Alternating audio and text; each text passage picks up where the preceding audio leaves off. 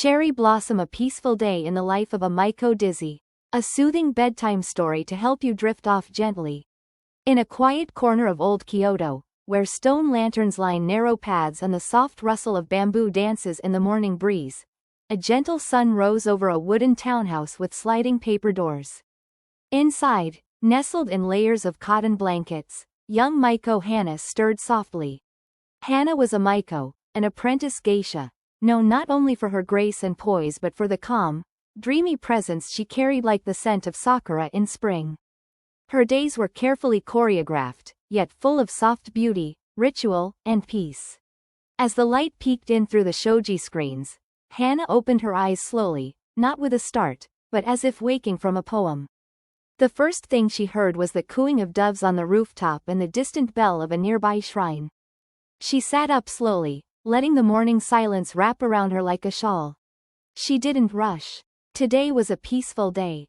There were no grand banquets or crowded streets. Just the quiet rhythm of practice, preparation, and presence. With a quiet breath, she slipped out of her warm futon and stepped onto the tatami mats. Her kimono for the morning, a soft pastel pink with tiny embroidered plum blossoms, waited neatly folded. She dressed slowly, wrapping the fabric around herself like a gentle hug. Her movements were slow and fluid, a kind of dance on their own. Once dressed, she padded softly to the ingawa, the wooden porch that stretched beside a mossy garden. A small koi pond sparkled in the golden light. The fish swam lazily, their fins like silk, their world quiet and undisturbed. Hana knelt down, whispering greetings to them, her voice as soft as wind in the reeds. Her morning tea was prepared by the okazen of the okiya, the mother of the house. A gentle woman with kind, wise eyes, she handed Hana a delicate cup of matcha. Hana bowed low, offering a quiet, arigato gozaimasu, and sipped. The warmth of the tea spread through her body, comforting, earthy, calm. The rest of the morning passed like a quiet stream. She practiced her shamisen, each note like a ripple on still water, then rehearsed slow, swaying dances under the watchful eye of her older sister Maiko. They didn't speak much, only nodded, smiled, moved. Every movement was deliberate, every breath, intentional. Even mistakes were met with gentle correction, never harsh. It was not about perfection. It was about presence, softness, stillness. By early afternoon, the sound of distant wind chimes floated in through the garden. Hana sat beneath the cherry tree, now in full bloom, and wrote in her little cloth-bound journal. She wrote not about events, but about sensations, the coolness of the air, the softness of her sleeve, the way the petals drifted silently to the earth. A poem without needing to rhyme. The sky turned golden. The breeze slowed. Time felt thick, like warm honey. Later, at twilight, she dressed for her evening walk.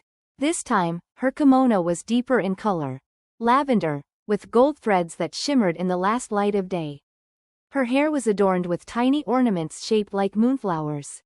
She didn't go far, just down the stone path, past the willow tree and across the little bridge that arched over the stream.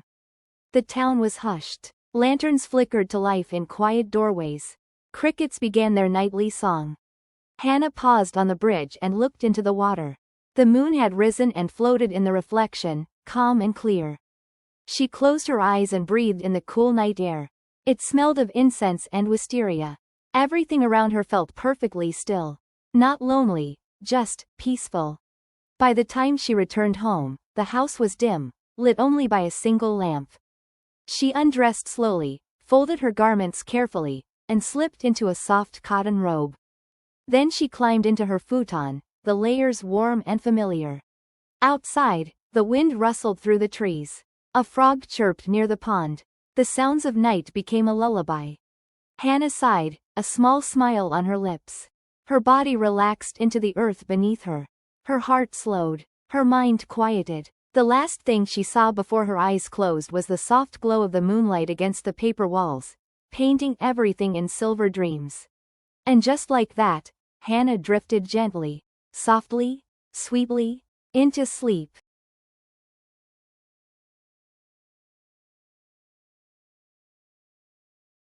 Rice plant whispers of the bamboo forest leaf in wind.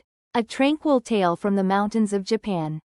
Far away, nestled high in the misty folds of the Japanese mountains, there lived a girl named Aika in a tiny village wrapped in bamboo and clouds. The village, Hoshikusa, star grass, was known for its silence. Not an empty silence, but a full one.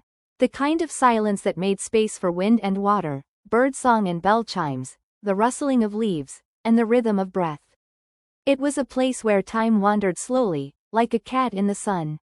Aika had lived there all her life, in a small thatched roof house at the edge of the bamboo forest. Each day began the same way, not with an alarm, not with a rush, but with the sunlight brushing her face through the rice paper windows and the soft cooing of mountain doves perched on the roof beams. She would rise slowly, in no hurry at all, and wrap herself in a warm indigo kimono, tied loosely with a faded sash.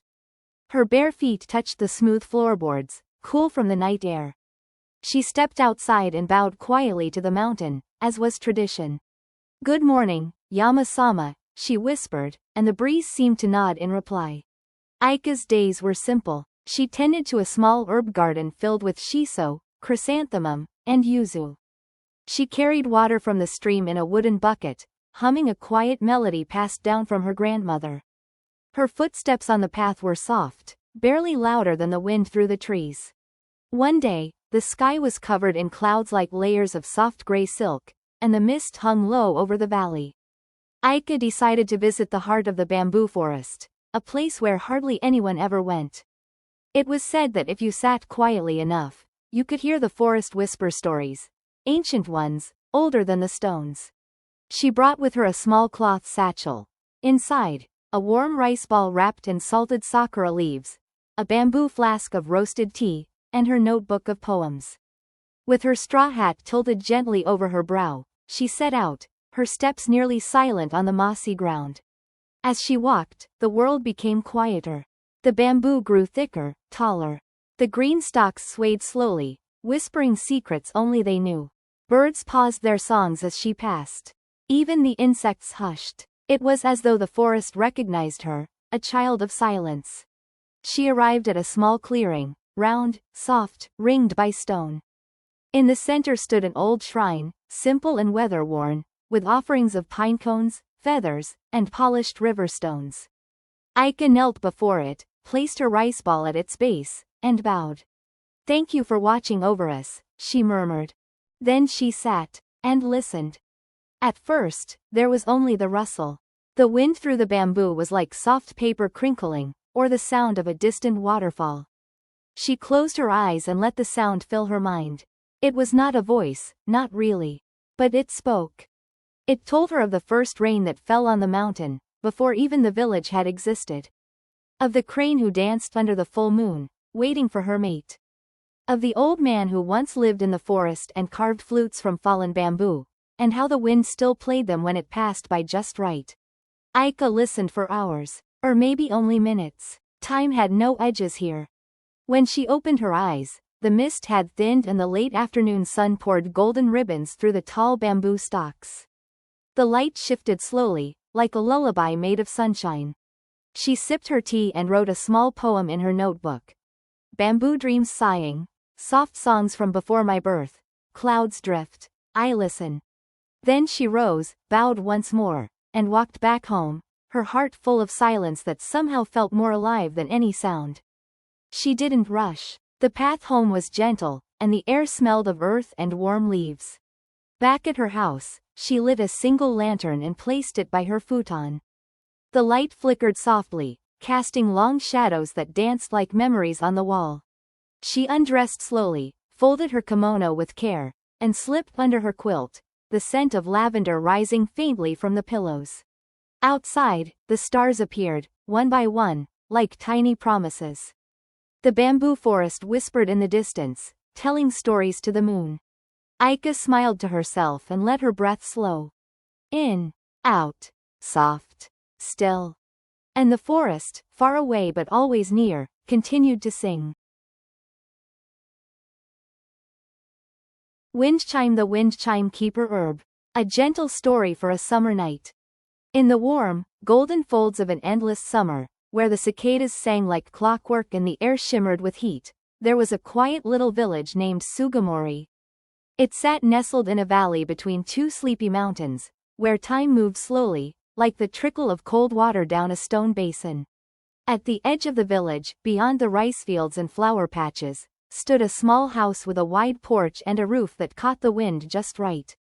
From every beam and rafter, dozens of wind chimes hung gently, made of glass, wood, metal, and even seashells. They chimed in soft, scattered voices whenever the wind passed through, like whispers in an old forgotten language. This was the home of Sumair, the wind chime keeper. Sumair was an elderly woman with silver hair tied up in a soft bun and eyes that twinkled like dew in morning light. She didn't speak much, but when she did, her voice was calm and low, like the hush of rain against paper walls. Every morning, she would wake before the sun fully climbed the mountain, when the air was still pale and blue. She would sweep the porch slowly, quietly, so as not to disturb the dreams still lingering in the air. Then, with a small wooden ladder and a gentle hand, she would check each wind chime, making sure none were tangled, cracked, or out of tune. Each chime had a story. There was one with a bell made from frosted glass that sang like a lullaby. It came from a sailor who had once lived in the village and gave it to Sumair before returning to the sea. Another was made from driftwood and copper, sent from a traveler who had passed through long ago and never came back, but promised he would. Sumair remembered every face, every voice, every quiet promise spoken under the stars. She never forgot. Children from the village would sometimes wander up the hill to her house. They would sit cross-legged on her porch, sipping cold barley tea, listening to the chimes sing and the stories she sometimes told. The stories weren't loud or dramatic. They were gentle, like wind passing through leaves. "Do the chimes talk to you?" a little boy asked once. Sumair had smiled. "Not with words," she said, "but with feelings, and memories, and sometimes, dreams." One day, a soft wind began to blow from the south, not the usual breeze, but something warmer, smoother, almost like a breath. The chimes danced more sweetly than usual. They shimmered with a music that made Sumair pause. She tilted her head, listening carefully. She closed her eyes. Yes. It was time. That night, Sumair lit a single lantern and sat by the largest wind chime, a tall one made from bamboo and silver thread. It had not rung in years. It was saved for special moments. As the wind grew a little stronger, it finally rang, a soft, deep tone, like the earth sighing. Sumair smiled and whispered, "He's near." That night, in her dreams, she walked through a field of tall grass where fireflies floated like stars fallen from the sky. She followed the wind, and there, at the edge of a quiet river, she saw the man she had once loved, the sailor, now older, his eyes the same. They didn't speak. They only sat together, watched the sky, listened to the wind. When she awoke, the chimes outside were completely still. The wind had stopped. Morning was soft and silent. The villagers who came to visit her that day found the chimes gently swaying, even though there was no breeze. On the porch sat Sumair, her hands folded peacefully in her lap, her eyes closed, a smile on her face, as if she were still listening. She had gone. Softly. Just like the wind. The villagers kept the chimes ringing after that. Children learned to care for them. Each one began to tell their own story, slowly, kindly, with time. And every year, on the warmest night of summer, the entire village would sit quietly on the hill, cups of tea in their hands, watching the chimes dance in the breeze. Some swore they could hear her laughter. Others, the sound of sails against the sea. But all agreed, the wind never felt quite the same again.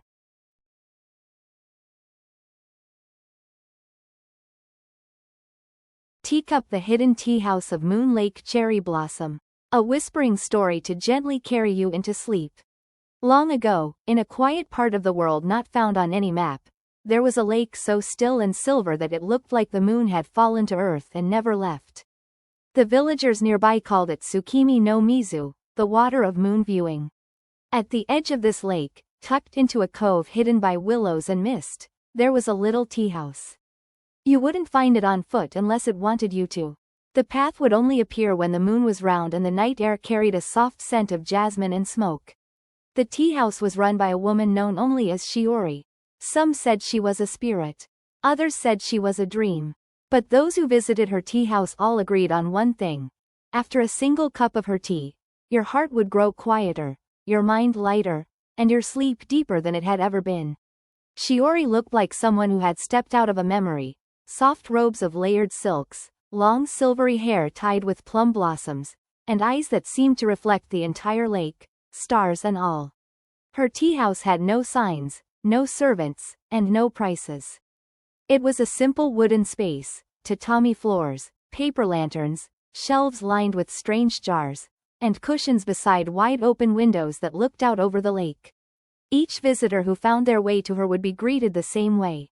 She would bow deeply and say, "You've come far. Let the wind go. Let the water listen. I will make the tea." Then she would prepare a cup with silent care. Always different, always perfect. There was a pot of tea made from moonflower petals that made you remember childhood days you thought you'd forgotten. Another, steeped with mountain bark and river mint, would give you dreams of flying high above the pines. And then there was her special brew, Night's Heart, a blend so soft and fragrant, it would feel like lying under a blanket of stars while someone hummed a lullaby just for you. One evening, a traveler arrived, soaked from the rain. She had no umbrella, no map, and barely knew how she found the path.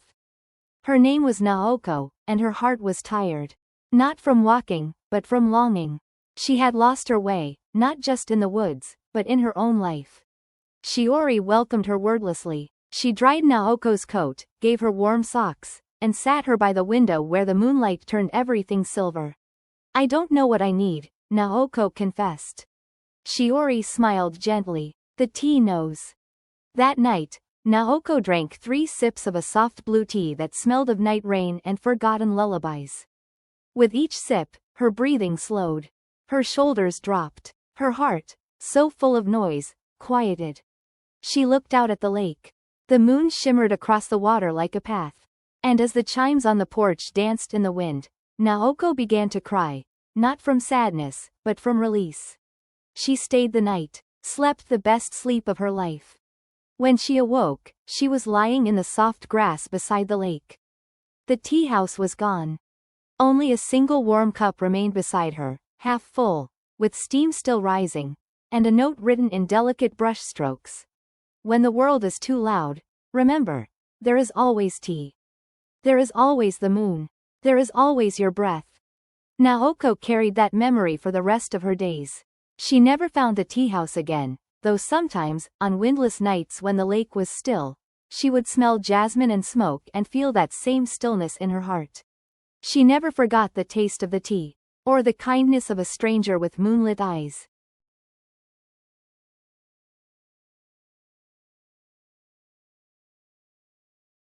Snowflake Snowfall at the Fox Lantern Inn. Fox. A dreamy winter bedtime story to warm your heart. High up in the mountains, beyond the cedar groves and frozen streams, there is a place that only appears when the first snow falls. It is not marked on any map. Travelers don't plan to go there, they simply find it, usually when they are lost, tired, or quietly wishing for something they can't name. This place is called the Fox Lantern Inn. It sits on a slope tucked between tall pine trees, their branches heavy with snow. Warm golden lanterns hang from every rooftop corner, flickering like stars captured in paper. Icicles glisten like crystal beads.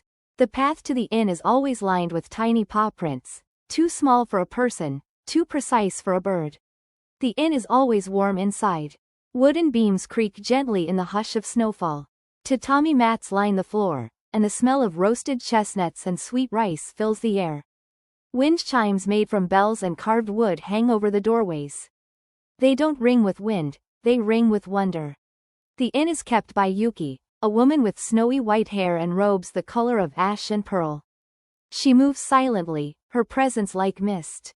Some say she's not entirely human, that she was once a fox who fell in love with the warmth of candlelight and never left. She welcomes all travelers without question.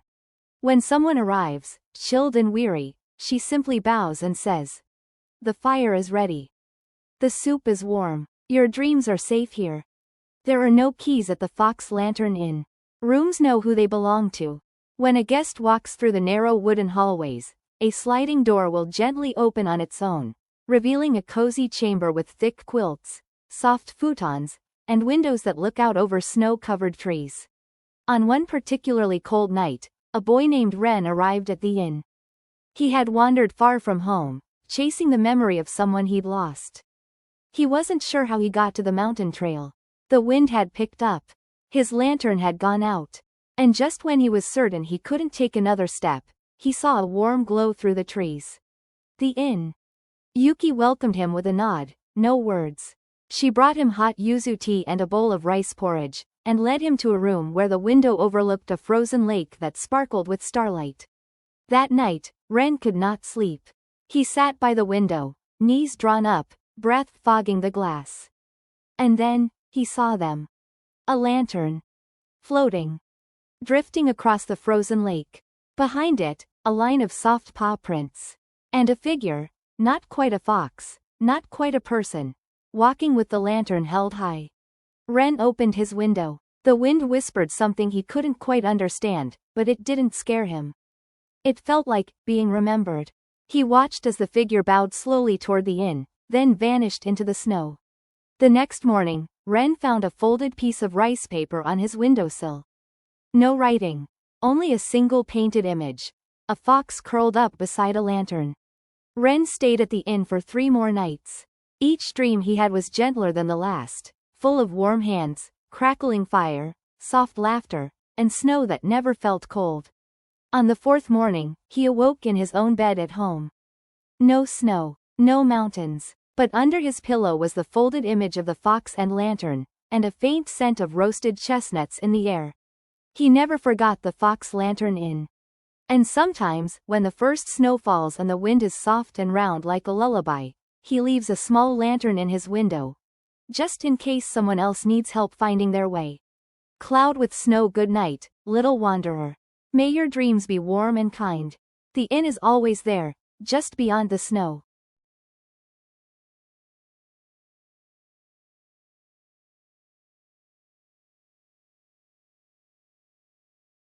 Books. The Library Between Dreams. Crescent Moon.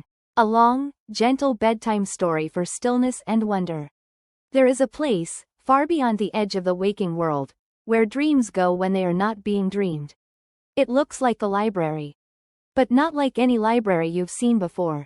It is endless, halls of floating staircases, shelves that curve like tree branches, books that hum softly to themselves in languages no one remembers. The ceilings are made of stars, and the floors shimmer like moonlit glass. It smells of old paper, warm vanilla, and distant rain. This is the library between dreams. No one knows who built it. Some say it has always existed. Others believe it was born from the first bedtime story ever told. Either way, it is cared for by a quiet librarian named Aomi. Aomi was neither young nor old. She wore robes made of ink and stardust, and her voice sounded like waves lapping at a quiet shore. Her hair floated gently behind her as she walked, as if underwater, and she never raised her voice, because in the library between dreams, there was no need to speak loudly. The books would listen. Each book in the library held a dream someone once had, a hope, a whisper, a memory too soft to say aloud. Some were filled with drawings, a child's wish for a friend, or a grandmother's memory of wind chimes in summer. Others contained lullabies no one had ever sung, or pages that glowed with laughter, like sunlight through leaves. Aomi's job was to care for them all, to tuck them in at night, to dust off forgotten dreams, to gently close the ones that were finished. One evening, while re-shelving a book that smelled faintly of lavender and moonlight, Aomi heard a sound she hadn't heard in many years. A dream arriving too early. That meant someone was wandering in their sleep, lost between waking and dreaming, and had stumbled into the library. Curious, Aomi floated down the spiral staircases, past shelves that whispered good night, and into the room of arrival. There, curled in a reading chair much too big for him, was a small child, no more than 7 or 8, fast asleep, clutching a pillow and a toy rabbit. His name was Kato, though he hadn't said so yet. Aomi approached softly. The boy blinked awake. "Where am I?" he whispered, his voice trembling. "You're safe," said Aomi gently. "You're in a dream. And dreams have libraries, too." "Are they scary?" "Only if you open the wrong books," she smiled. "But I know all the right ones." She led Cato through the glowing aisles, letting him pick books by feel. He chose a small one that fluttered like a moth when he touched it. Inside, he found a story about a cloud who wanted to learn music. He laughed softly at the cloud's adventures, and the shelves around them hummed in delight. Next, Aomi brought him to the room of floating pages, a quiet chamber where unfinished dreams floated gently in midair. One of the pages drifted toward Cato and stuck to his shoulder. On it was a drawing, a house shaped like a teacup, with candlelight in every window. "That's my dream," he said, eyes wide. "I've had it before." Aomi nodded. "It's waiting for you to finish it. Would you like to write the rest?" He did. In that dream library silence, with only the sound of distant pages turning, Cato drew himself sitting at a table inside the teacup house. The rabbit was there too, wearing a scarf. Outside, it was snowing softly.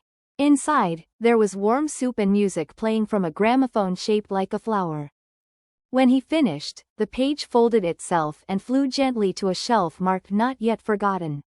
Aomi led him back to the chair where he had arrived. She wrapped him in a quilt made of old lullabies and whispered, "When you wake up, you may forget this place. But not the feeling. Never the feeling." Cato nodded sleepily. "Will I come back?" "Perhaps. When your dreams are ready for new chapters." As he drifted off, the books around him swayed gently in the dream breeze. And when he awoke the next morning in his own bed, he did not remember the floating shelves or Aomi's silvery hair. But he remembered how it felt to be safe, seen, and full of wonder. That night, he asked for a bedtime story without knowing why. And the story began with a library that